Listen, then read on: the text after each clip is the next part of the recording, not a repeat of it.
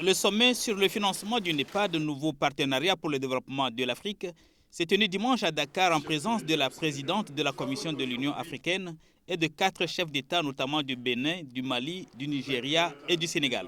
La question du financement des grands projets régionaux d'infrastructures à travers l'Afrique a été abordée. Il s'agit de projets tels que le corridor littoral Abidjan-Lagos, le gazoduc Algérie-Nigeria ou encore le projet de corridor ferroviaire et routier Douala-Bangui-N'Djamena. Nous ne devons en aucun cas dormir sur nos lauriers. Nous devons être entreprenants et renforcer les partenariats et les initiatives de façon agressive pour lever les fonds nécessaires à la mise en œuvre de ces projets. Pour ce faire, tous les gouvernements africains doivent accorder une grande priorité au programme de développement des infrastructures, PIDA. Le PIDA, qui est notre plan directeur régional et sectoriel pour le développement des infrastructures, et nos projets nationaux bilatéraux sont tous destinés à atteindre cet objectif commun. Il s'agit notamment de bâtir et de développer la base d'infrastructures africaines qui devront ainsi permettre la croissance économique et l'industrialisation du continent, connecter les peuples et les économies, créer des emplois et des opportunités d'emploi.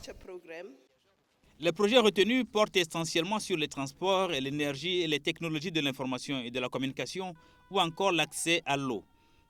Il est prévu 368 milliards de dollars sur la période 2012-2040 pour le financement d'infrastructures d'intérêt régional sur le continent. À ce jour, 16 projets ont été retenus sur les 51 identifiés pour études de faisabilité, financement et concrétisation. Ce sont des projets respectant des critères géographiques, de rentabilité et qui ont des impacts socio-économiques immédiats. Il faut toutefois effectuer des ruptures sur plusieurs plans.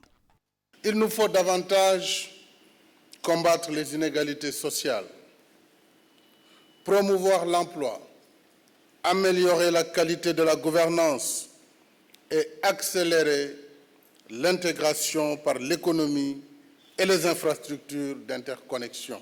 Nos objectifs sont ambitieux et il le faut pour rattraper notre retard.